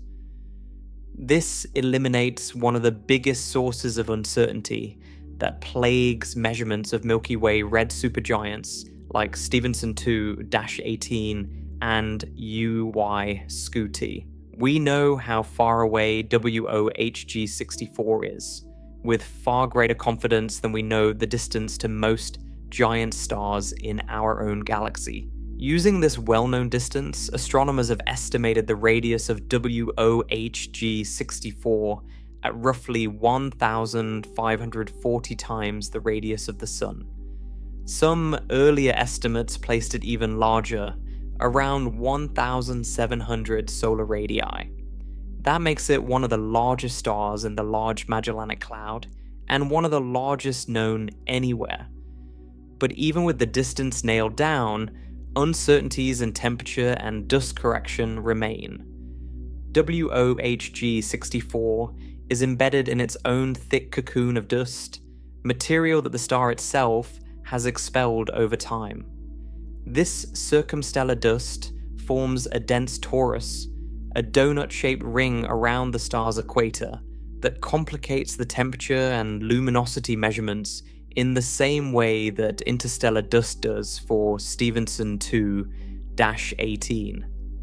Depending on the viewing angle and the assumptions made about the dust geometry, the derived luminosity and temperature can vary considerably. And recent observations have brought a genuine surprise. Multiple studies have reported that WOH G64 appears to have dimmed and possibly changed colour over the last decade or so. If confirmed, this could mean that the star is undergoing rapid evolution, perhaps shrinking as it transitions to a different stage of its life, or perhaps experiencing a dramatic mass loss event that is burying it deeper in its own ejected dust. The star we measure today may not be the same star we would have measured 10 or 20 years ago. This is a vivid reminder that these extreme red supergiants are not static objects. They are changing on timescales that are short enough for human astronomers to notice within their own careers. The lesson from all these comparisons is consistent and clear. The title of largest known star is not a permanent award engraved on a trophy. It is a provisional label, subject to revision as measurements improve, as instruments get sharper and as models become more sophisticated. Stephenson 2-18 holds the title based on current best estimates, but those estimates rest on uncertain inputs. UY Scuti held a similar position before its radius was revised downward. VY Canis Majoris has a better constrained distance but is not as large. WOH G64 has the advantage of a known distance but sits in its own cloud of complicating dust. Each star's size estimate has been shaped by the limitations of the measurements available, and each could shift in the future as new data arrives from new instruments and new missions. If the Gaia spacecraft or a future mission provides a more precise parallax for Stephenson 2-18, the distance might be revised. If it turns out the star is closer than currently assumed, the luminosity drops and the radius shrinks. If it is further away, the radius might grow even larger. If better spectral models are developed for cool red supergiant atmospheres, the temperature estimate might change, pulling the radius up or down with it. If new infrared surveys provide better dust maps of the inner galaxy, the reddening correction might be refined, altering the luminosity estimate. Any of these improvements could change the number. This is not a flaw in the science. It is the science working as it should. Measurements improve, estimates get refined, rankings shift. What matters is not whether Stephenson 2-18 is definitively the largest star by some permanent decree, but that it is one of the most extreme examples we have ever found of what stellar evolution can produce. Whether its true radius is 2,150 solar radii, or 1,800, or even 2,500, it remains a star of almost incomprehensible dimensions, a star that challenges our understanding of the upper limits of stellar size. And that brings us to the deepest question of all. Not how large Stephenson 2-18 is, but how large it can possibly be. Because the universe does not allow stars to expand without limit. There are boundaries written into the laws of physics, forces that push back against the inflation we described earlier, mechanisms that strip material away from the star faster than the star can replace it. These physical limits explain why we do not see stars the size of a light year, why red supergiants occupy a specific and relatively narrow range of sizes, and why a star as large as Stephenson 2-18 is inherently, unavoidably, fundamentally unstable. The star is pushing against a ceiling. And that ceiling, as we are about to discover, is not gentle. It does not politely stop the expansion. It tears the star apart. If a star can inflate to the size of Saturn's orbit, why does it stop there? Why don't we see stars the size of the entire solar system? The size of a light year? The physics that inflates a red supergiant's envelope does not come with a gentle off switch. The feedback loop we described, where the envelope expands, cools, becomes more opaque, traps more energy, and expands further, is a runaway process. Left unchecked, it would inflate the star without end. And yet, something does check it. Something imposes a ceiling. And the ceiling is not one single mechanism, but a combination of physical forces that converge to limit how large any star can grow. Forces so powerful that they do not merely stop the expansion. They tear the outer layers of the star away and scatter them into space. The first of these limits was identified over a century ago by the British astrophysicist Arthur Eddington. Eddington recognized something fundamental about the relationship between a star's luminosity and its ability to hold itself together. Remember, Every star is a balancing act between gravity pulling inward and pressure pushing outward. In most stars, the outward pressure comes primarily from the thermal motion of hot gas. But in very luminous stars, there is a second source of outward pressure that becomes dominant: radiation pressure. Light itself carries momentum, and when photons stream outward through the star's material, they push on the gas they pass through. In a modest star like the Sun, this radiation pressure is negligible compared to gas pressure.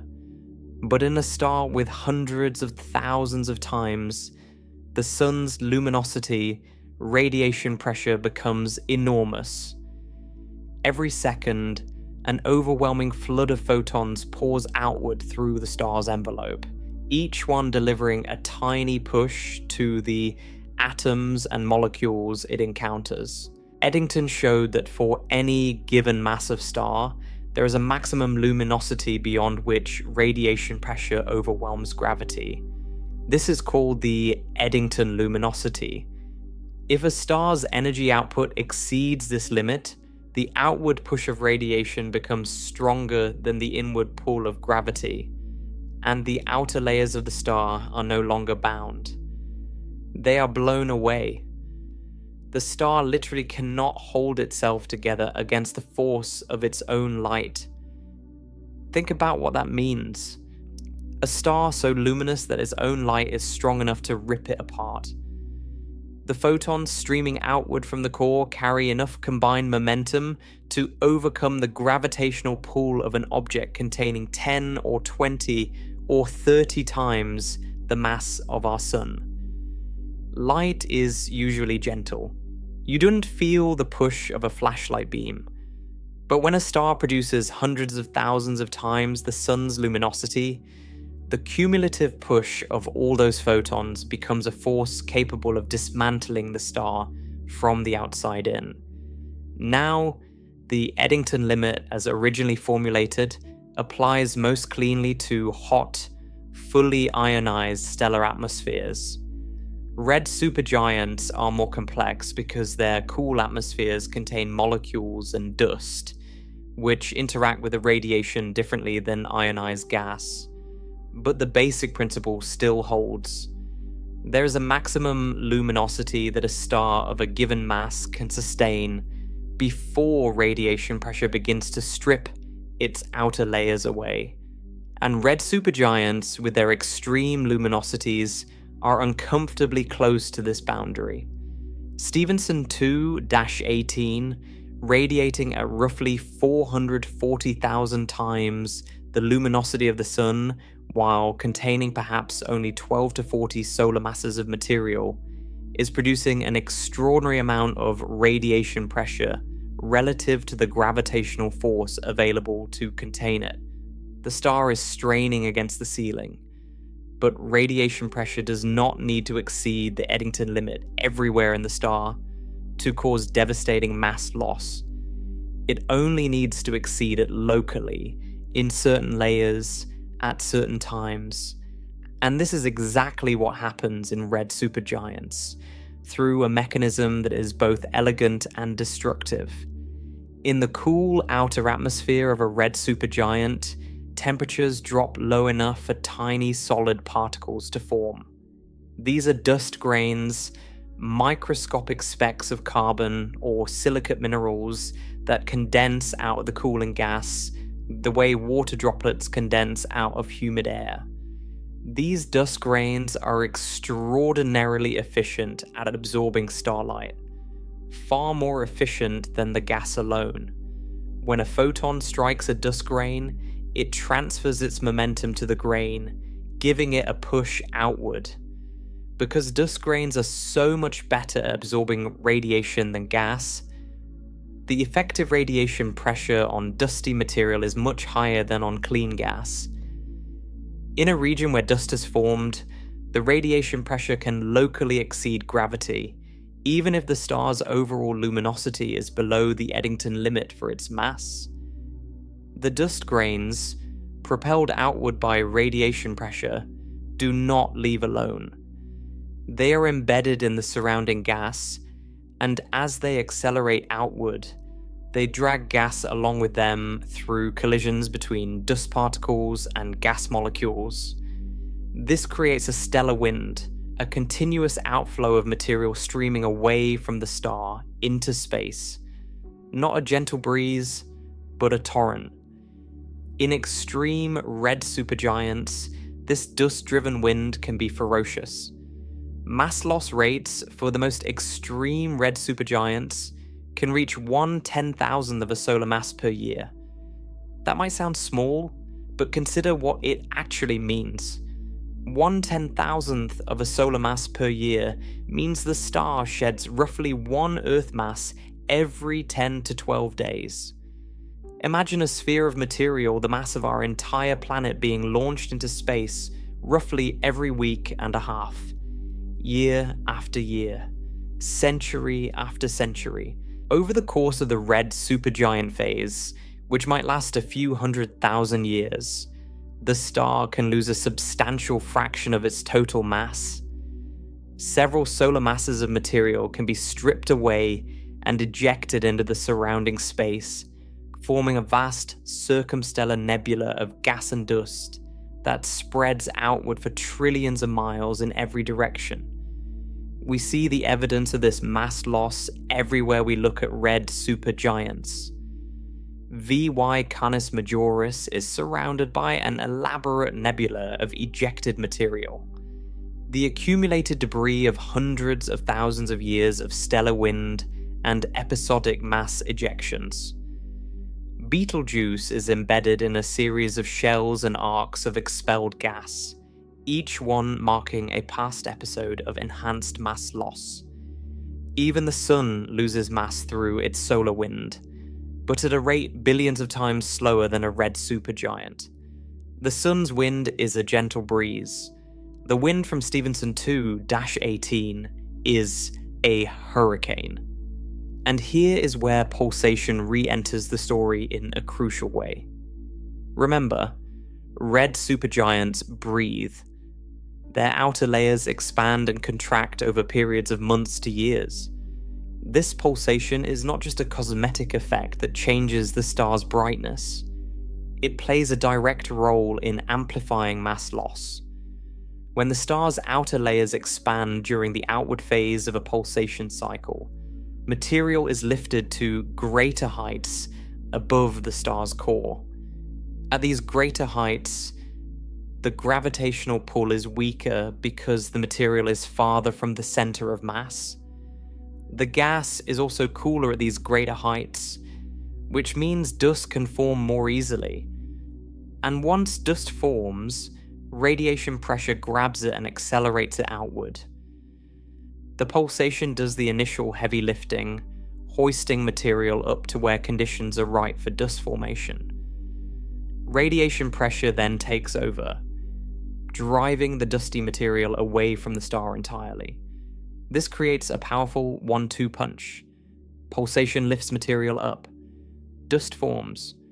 Radiation blows the dust and its entrained gas away. Then the star contracts. The remaining atmosphere falls back, and the cycle begins again. With each pulse, a little more material is lost. With each cycle, the star grows slightly lighter.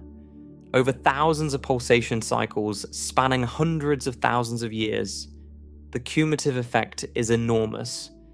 The star is slowly, pulse by pulse, stripping itself of its own outer envelope.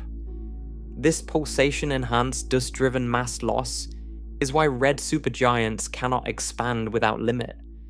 The bigger the star gets, the cooler its outer atmosphere becomes, and the more easily dust forms. The more dust forms, the stronger the radiation-driven wind becomes. The stronger the wind, the faster the star loses mass. The expansion itself triggers the mechanism that fights back against the expansion. It is a self-regulating system, but one that regulates through destruction. The star does not gently settle at a maximum size. It overshoots, and the overshoot triggers mass loss that pulls it back. There's also a fundamental temperature boundary that constrains how far any star can expand. Astrophysicists call it the Hayashi limit, after the Japanese astrophysicist who first described it.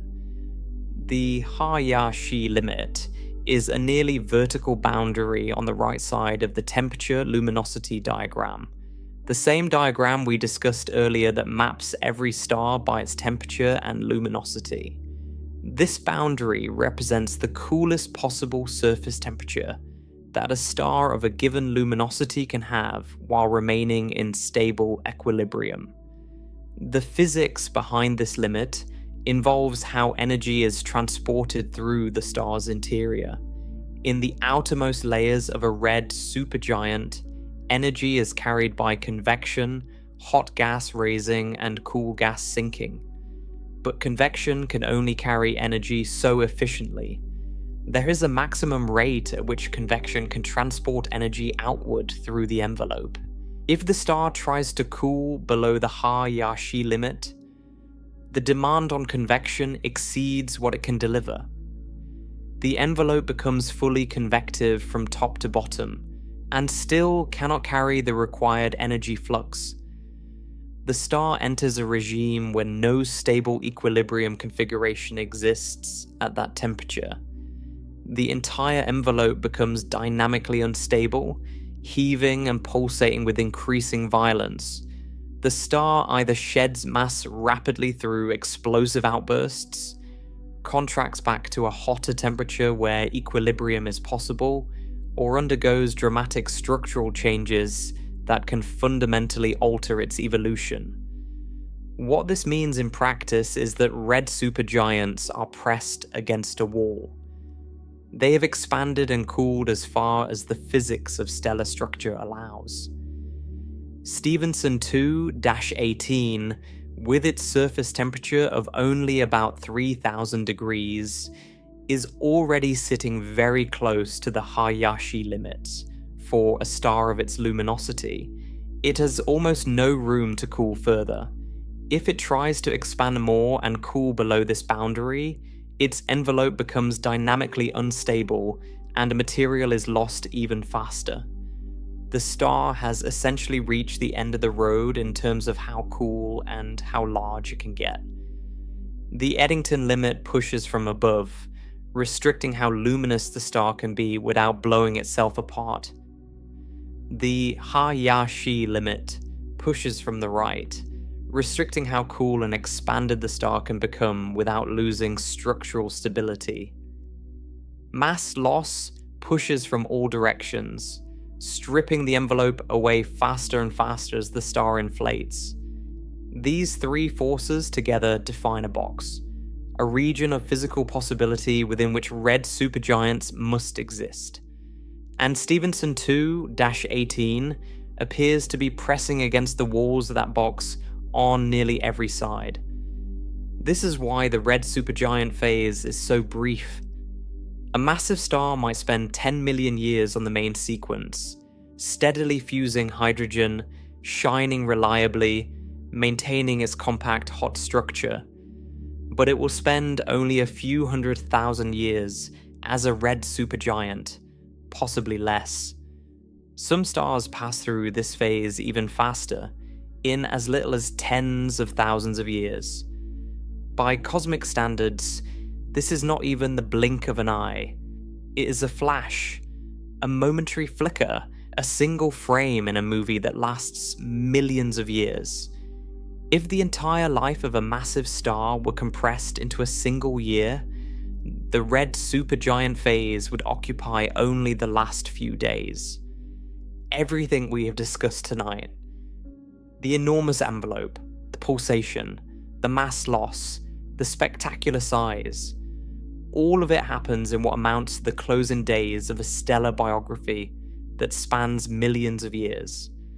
The star is racing through an unstable evolutionary phase, burning through successively heavier fuels in its core while simultaneously shedding its outer layers into space.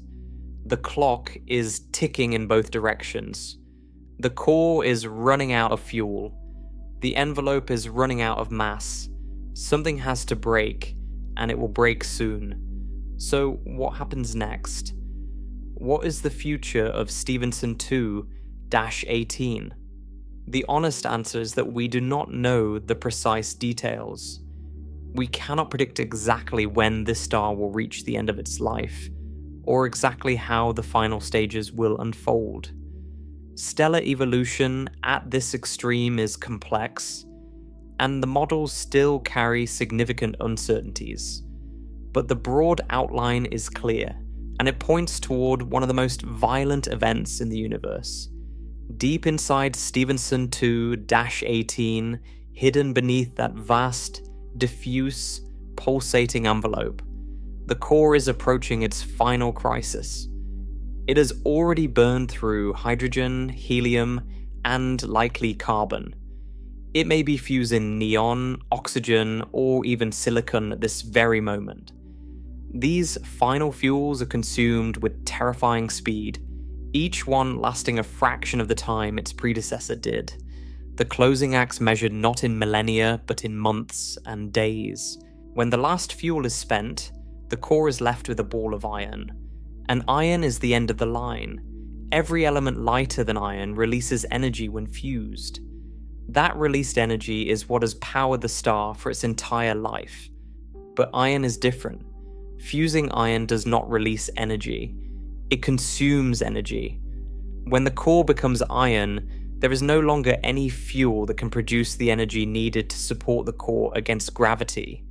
The outward pressure vanishes, and the core, which by this point has the mass of roughly 1.5 suns compressed into a volume the size of Earth, collapses. The collapse happens in less than a second. The core implodes at speeds reaching a quarter of the speed of light. In roughly 1/10 of a second, a mass greater than the Sun is compressed from the size of Earth to a sphere only about 12 miles across. The material is crushed to densities so extreme that protons and electrons are forced together to form neutrons. The core collapses until it reaches nuclear density, roughly 230 trillion times the density of water, the density of an atomic nucleus, and then it suddenly stiffens. The infalling material, still raining down from above at enormous speed, slams into this newly rigid neutron core and bounces. An enormous shock wave forms at the boundary and races outward through the star. This is a core collapse supernova. The shock wave, aided by a flood of ghostly particles called neutrinos that carry away most of the explosion's energy, tears through the star's remaining envelope and blows it apart. For a few weeks, the explosion shines with the luminosity of billions of suns, visible to telescopes hundreds of millions of light years away. The outer layers of the star, all those hundreds of millions of miles of diffuse, pulsating, dust-shrouded atmosphere, are blasted into space at thousands of kilometers per second. Everything that was once Stephenson 2-18 is scattered across light years of surrounding space. What remains at the center depends on how much mass the core retains after the explosion. If the remnant is below roughly 2 to 3 solar masses, it becomes a neutron star, an object only about 12 miles across but containing more mass than the Sun, spinning rapidly and possessing magnetic fields trillions of times stronger than Earth's. If the remnant is more massive than this threshold, not even the nuclear forces holding neutrons apart can resist gravity, and the core collapses further into a black hole, a region of space where gravity is so extreme that nothing, not even light, can escape. For Stephenson 2-18, the outcome is uncertain. The mass of the star has already been significantly reduced by its powerful stellar wind. How much mass remains at the time of the core collapse, and how much falls back after the explosion, will determine whether the remnant is a neutron star or a black hole. Both outcomes are possible. Neither can be predicted with confidence based on what we currently know. What we can say is that when Stephenson 2-18 does explode, and it will, the event will be detectable even from 20,000 light years away. The same dust that hides this star from our eyes today would likely hide its death as well, dimming the visible flash beyond what the naked eye could see. But infrared telescopes would capture the brightening, neutrino detectors would register a sudden flood of particles from the collapsing core, and gravitational wave observatories might sense the tremor. It would be a reminder, recorded by our instruments, if not our eyes, that the universe is not static. Stars are born, stars live, and stars die, even the largest ones, especially the largest ones. But the death of Stephenson 2-18 would not be the end of its story. It would be a transformation. The material blasted outward by the supernova, enriched with heavy elements forged in the star's core and in the explosion itself, would spread across interstellar space. Over millions of years, this material would mix with surrounding gas clouds. Some of those clouds would eventually collapse under their own gravity and form new stars, new planets, new solar systems. The iron in those future planets, the oxygen in their atmospheres, the carbon in any life that might someday arise on them, some of those atoms would have been forged inside Stephenson 2-18. And the supernova does more than simply donate raw material. The blast wave racing outward from the explosion at thousands of kilometers per second slams into surrounding clouds of interstellar gas. This impact compresses the gas, squeezing it to higher densities. In some cases, that compression is enough to push a gas cloud past the tipping point of gravitational collapse, the threshold beyond which gravity overwhelms pressure and the cloud begins to contract and fragment into new stars. The death of one massive star physically triggers the birth of the next generation. It is not just a donation of material. It is a detonation that lights the fuse. This is not poetry. This is physics. Every heavy element on Earth, every atom of iron in your blood, every atom of calcium in your bones, every atom of oxygen you breathe, was manufactured inside a star that died before our sun was born. A star that went through the same evolutionary stages we have described tonight. A star that burned hydrogen, then helium, then heavier elements. A star that swelled into a giant. A star that shed its outer layers and eventually exploded, scattering its contents across space to be recycled into the next generation. The calcium that strengthens your bones was forged in a supernova. The iron that carries oxygen through your bloodstream was produced in a collapsing stellar core. The gold in any ring you might wear was likely created in the merger of two neutron stars, remnants of ancient supergiants, not unlike Stephenson 2-18. Stars like this are not just astronomical curiosities. They are the factories that produce the raw materials for everything we know. For planets, for oceans, for life, for you. And that brings us to what stars like Stephenson 2-18 truly teach us. They are laboratories for physics at extremes we cannot reproduce anywhere on Earth. No experiment we could ever build can recreate the conditions inside a red supergiant's envelope. The interplay of radiation pressure and gravity, the enormous convective cells, the dust formation in stellar winds, the pulsation cycles spanning years. We can simulate these processes in computers. We can write equations that describe them. But the universe itself is running the experiment right now, in real time, at a scale that dwarfs anything human technology could attempt. Every observation of Stephenson 2-18, every measurement of its brightness, its temperature, its spectral features, is a data point from an experiment that only the universe can perform. These stars also teach us about impermanence. Stephenson 2-18 may be one of the largest objects in our galaxy at this moment. Its atmosphere stretches across a volume that could hold billions of Earths. It pours out energy at a rate that is difficult to comprehend, but it cannot last. The red supergiant phase is a brief chapter, a few 100,000 years at most, in a stellar life that spans only millions. The star is already in its final act. It's exhausted most of its nuclear fuel. It is shedding its outer layers into space. Its core is approaching the point of no return. In cosmic terms, Stephenson 2-18 is already dying. It is a star in its final breath, swollen and magnificent and doomed.